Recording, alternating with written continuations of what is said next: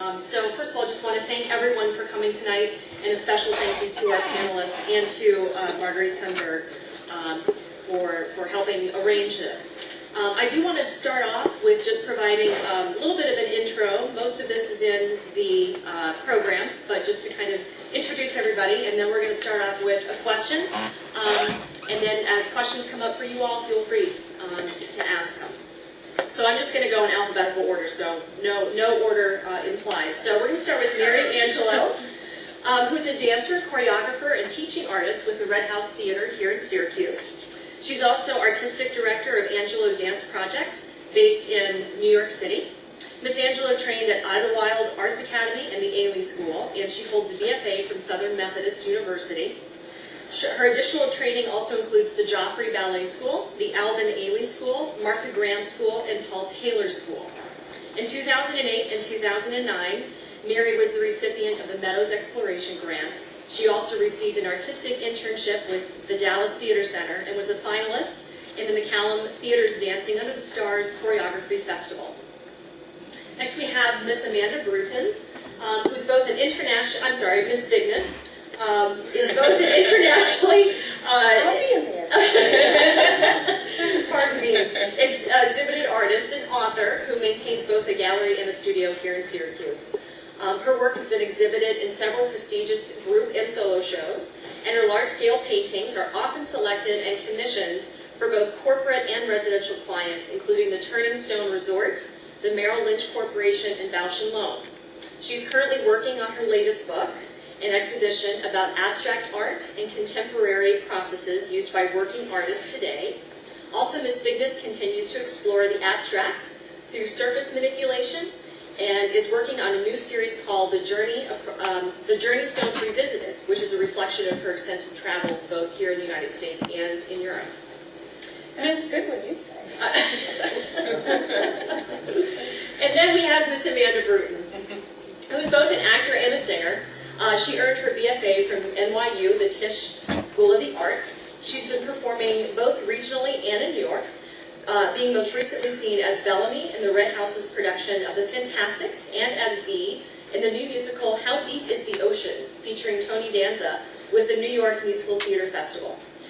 Miss Bruton's previous work with the Red House includes The Conference of the Birds and Romeo and Juliet, and she'll be returning to the Red House to perform in Hairspray before going on a national tour as Grandma Adams in The Addams Family, the musical, in 2013. Next we have Mr. Wayne Johnson, who's an actor and a musician who began his career primarily in music. He's currently the singer and guitarist for Caroline Blue, which is a two-time CD-releasing melodic hard rock group here in Syracuse. About 2 years ago, Mr. Johnson shifted his focus towards acting, and from that time on has been involved with about 40 productions, both in and out of New York State. He's currently involved with Star Trek Phase 2, and with other film credits including Night of Something Strange, To Have and to Hold, and Ward's Island. And last but not least, we have Zack Orts, who's the resident musical director and teaching artist for the Red House Theater here in Syracuse.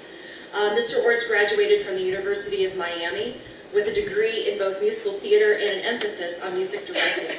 At the Red House, he has music directed Bat Boy, The Wiz, The Fantastics, and Into the Woods.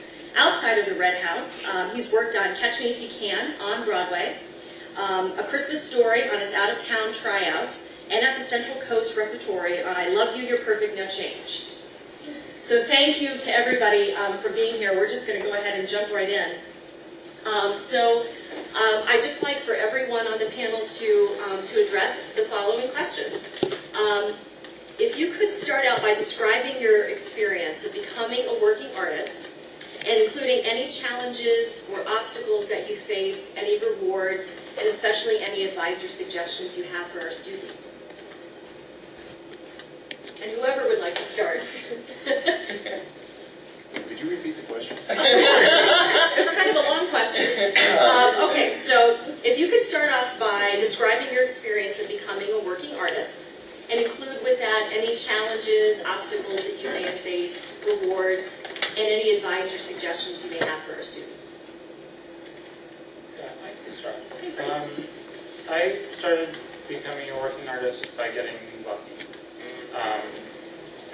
realized that that's not actually really good advice to work on cultivating your luck.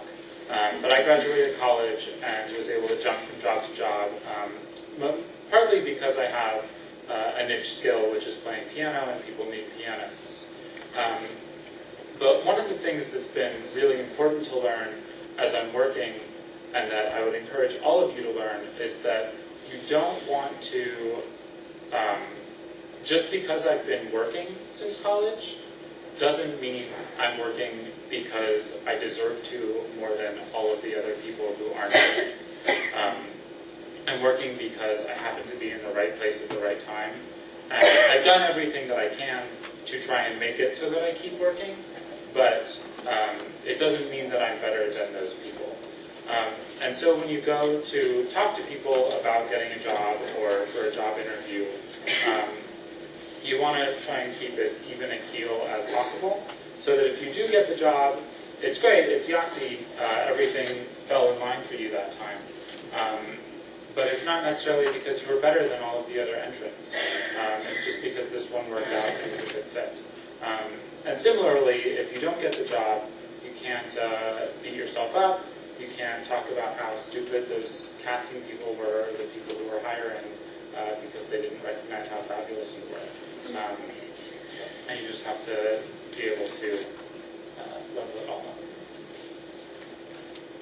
I'll go ahead and go next if that's okay. Sure. So I graduated college in 2009, which, as we all remember, was a really bad time to be entered into the workforce, specifically in the arts.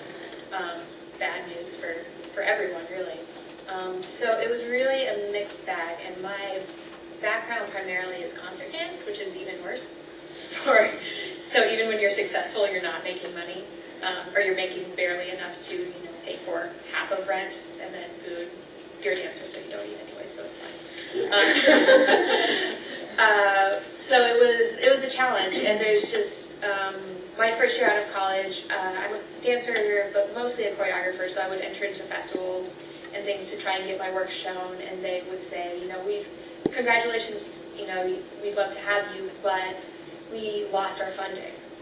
So, things like that are out of your control happen, which are, suck, but you continue onward. I've gone back and forth several times with being a working artist living in New York, having my own dance company and needing to fund that. Having a 9-to-5 job and doing arts, on the outside of that versus being your arts as your primary source of income. It's really a mixed bag, and it depends, I think, a lot on you and what your goals and how you work is. Your working patterns? I don't know, that sentence went right. Oh well. So, but I worked a 9-to-5 for about 2 years in a real estate office in New York City, of all places, which is exactly the opposite of dance and creative places, dancing creative things. But it was very helpful in many ways, learning about the organizational structure. So 9-to-5 jobs aren't always your enemy. You can learn a lot of stuff from them while getting a bankroll to be able to then go out and really hit the pavement, really audition, really try to get your work out there, work in your studio, work on your writing, whatever it is. And then kind of what Zach said, part of it is being in the right place at the right time and getting lucky. And the other huge part of it, of being a working artist, is being good to work with. Huge. I'm based out of New York City, as are Zack and Amanda here on the panel. And there are 100 people, 200 people, 300 people, 400 people that can do your job as well or better. And part of what gets you work and being able to get work again and work on recommendations, which is unfortunately or fortunately how a lot of us get work, is being good to work with. Showing up on time, being positive, I'm happy to be there and I'm easy to work with, putting in, helping when maybe not asked, or, knowing when to back off and being, good to work with. So that's kind of my 2 cents. Yeah. I'll go next. I too actually graduated at a kind of rough time. I graduated in 2002, and I was at NYU during 9/11.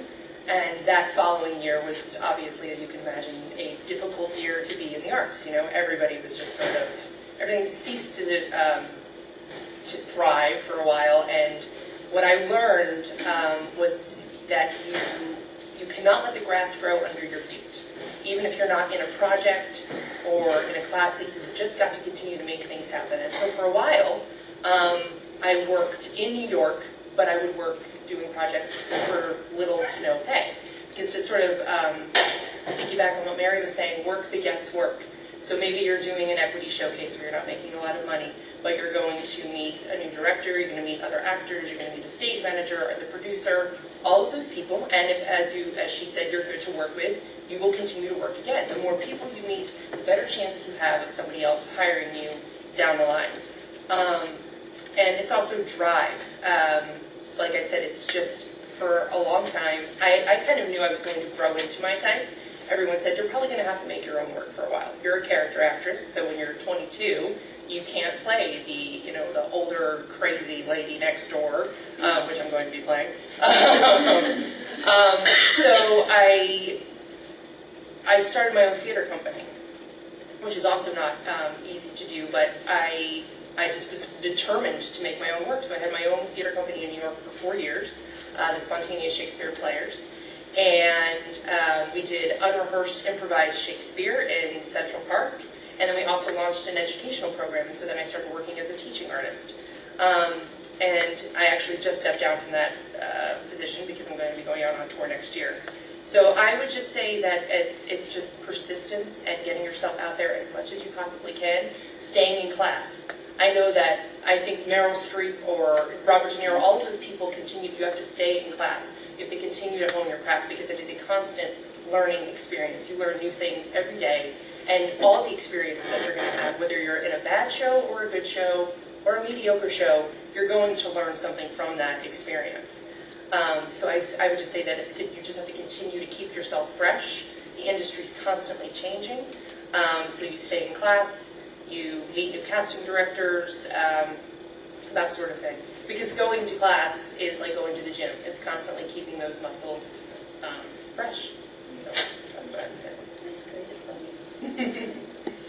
Well, I started out a long time ago being an artist, and it just happened out of necessity more than anything. I lived in a really poor neighborhood, and we were poor, and I needed money, and I lived close to a population, a Mexican population out west, and when people died of Mexican descent back then, they liked to have it documented. They liked to have the children or the loved one drawn or painted.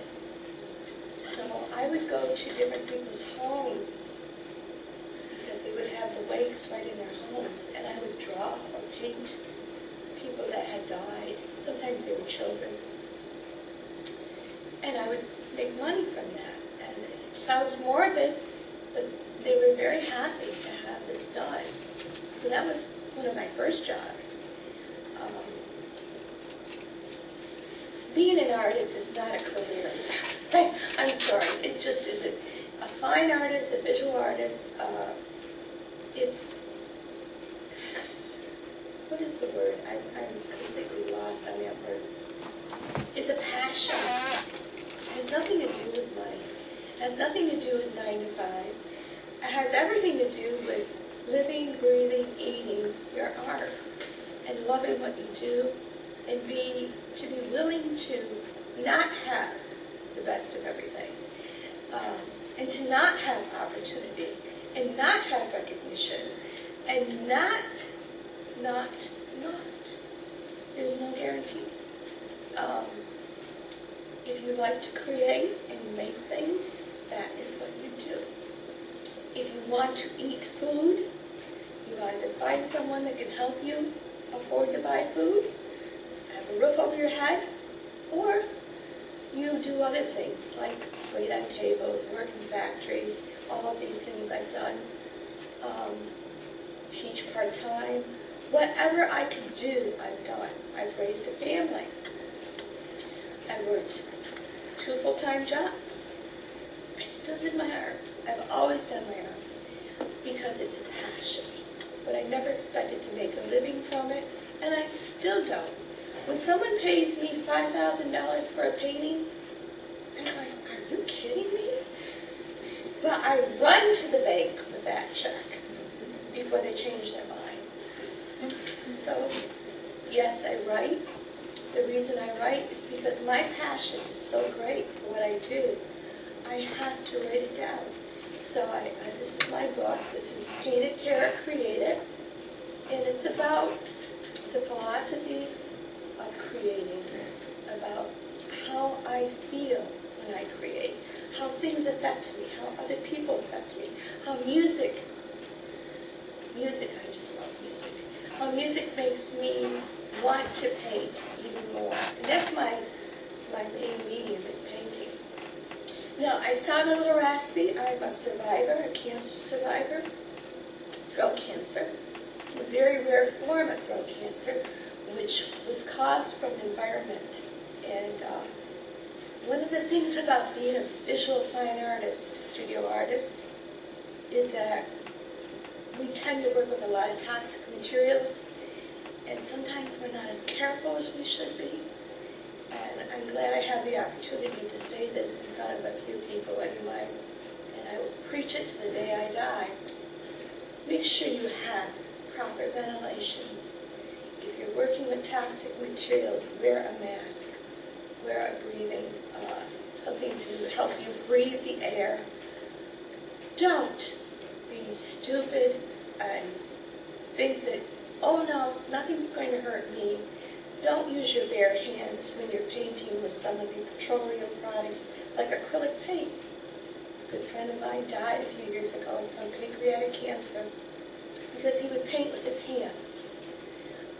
I'm telling you right now, being an artist is very dangerous in a lot of ways. If you take the precautions, you can be a very good artist. I'm lucky I'm still alive. I'm lucky I can still make my art. But it is hard for me to talk, and I lose my voice. But I'm still teaching. Tonight I left 40 little children that I just picked up an after-school program in a very poor neighborhood.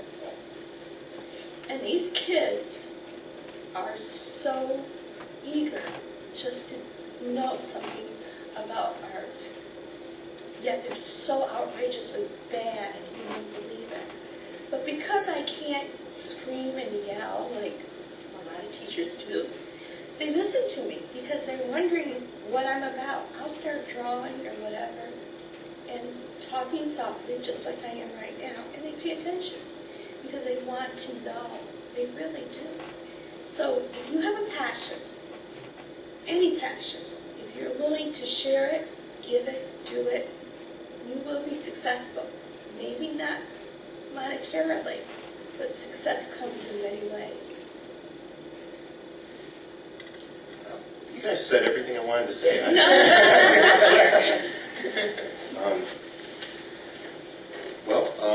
I started out with music first, mostly in the hard rock, heavy metal area, and did that for many years and got very frustrated. Anyone who's been following popular music knows that the rules throughout, as years, every year the rules keep changing. And there's just various reasons I was getting extremely frustrated with it. And plus I was also doing a 9-to-5 job. So there was the stress on top of that. You have that type of thinking that, you're going for your dream, but make sure you have that backup plan and keep doing that. Problem is, usually, if you follow that, many times the backup plan becomes the main plan, unfortunately. And between working, normal 40 hours plus overtime up to 60 or 70 hours and trying to juggle things that were going on, I was actually having health problems. I've actually had a couple of vertigo attacks and ended up in the emergency room because of stress. You definitely, there's going to be stress no matter what you do, especially if you're in any field of the creative arts.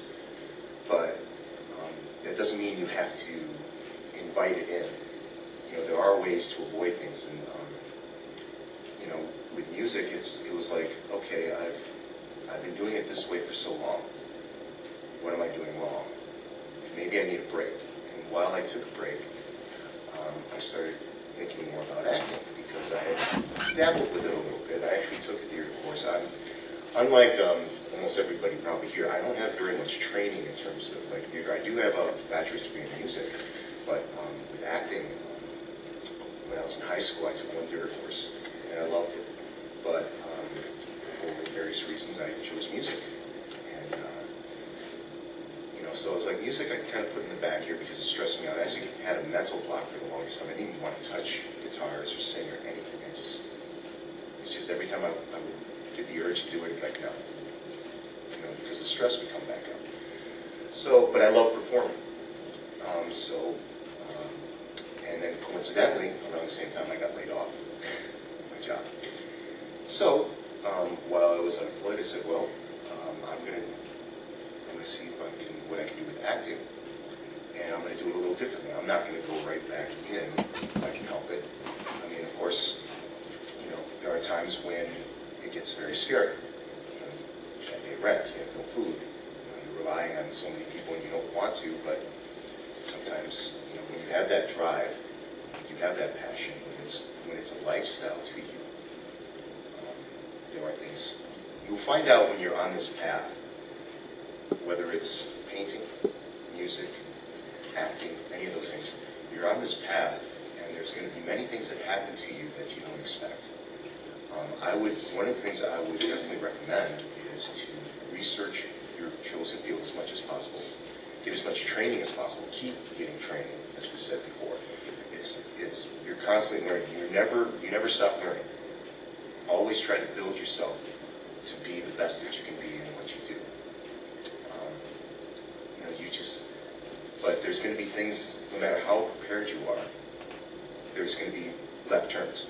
There's going to be things that happen to you that you don't expect and you have to deal with. In addition to the training, I would also say be wise and learn about business. Because yes, it's creative. You're expressing yourself.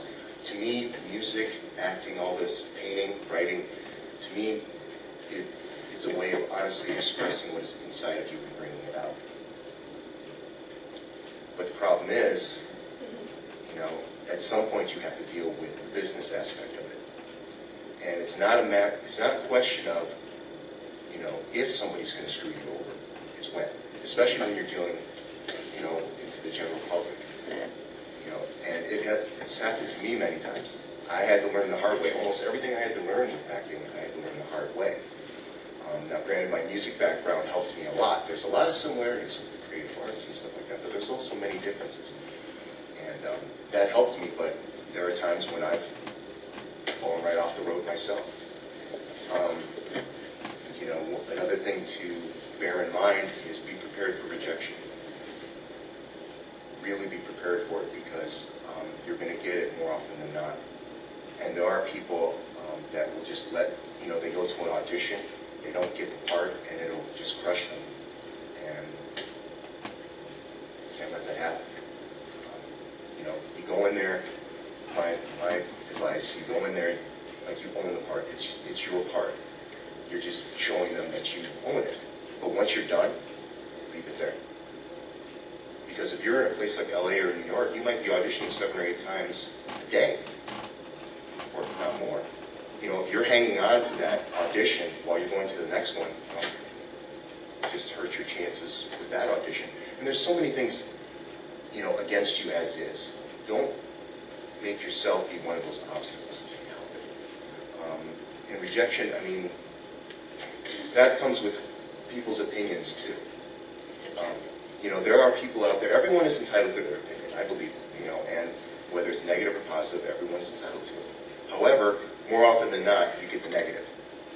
And as you climb up that ladder, as you start getting more known for what you do, it seems like that builds up as well. I just came back yesterday from filming with Star Trek Phase 2, and that, anybody who knows like Star Wars, Star Trek, all those fan bases, they're fanatical. They will dissect things down to the smallest detail, and if there's something wrong, bam, they attack you right there and then. And it's online and stuff, but it's all sorts of things, and if you're timid, maybe this isn't the field for you. because, again, it's not if it's going to happen to you, it's when.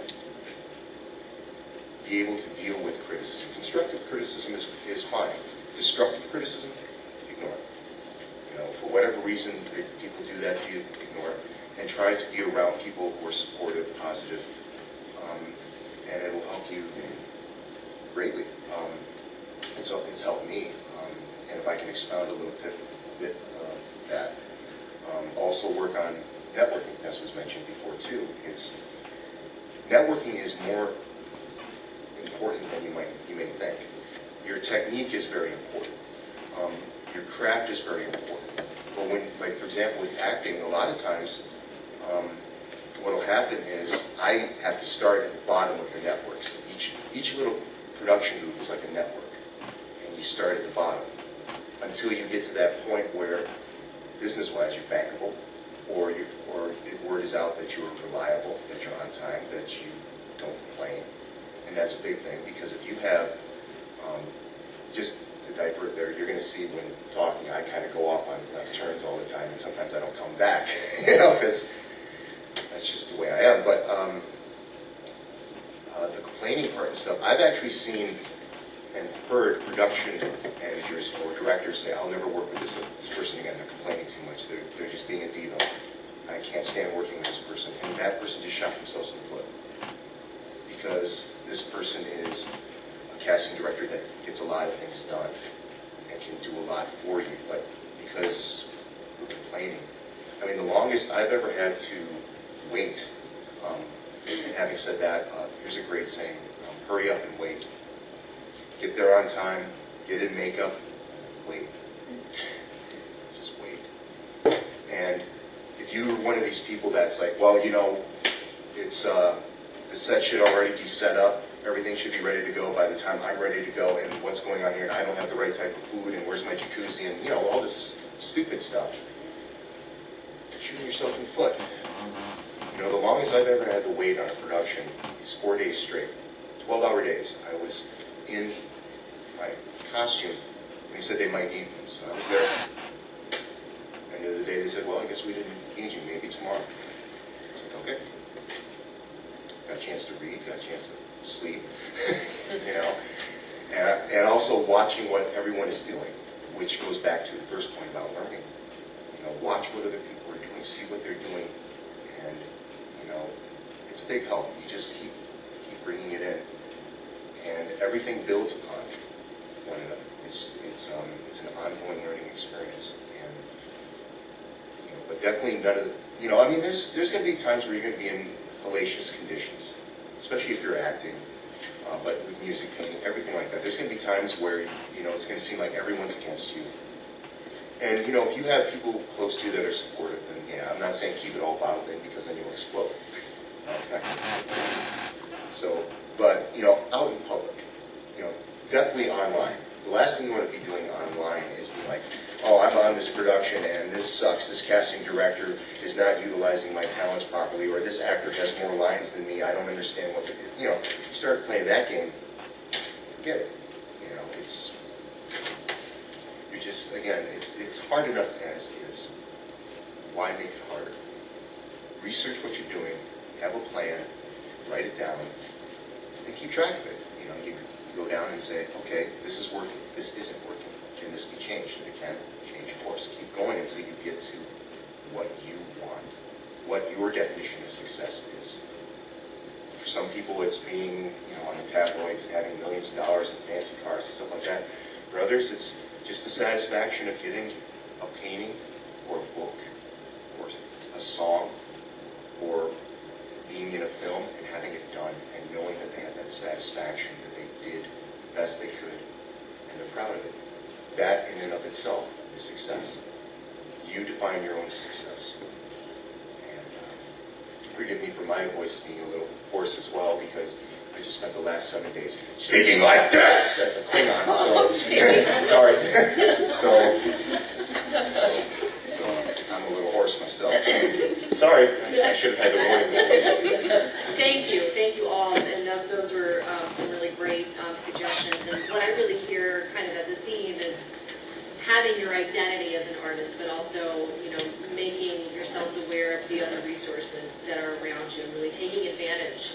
And I'm just wondering if, let's just open this up to the audience and what kinds of questions are coming up. A question for Zack,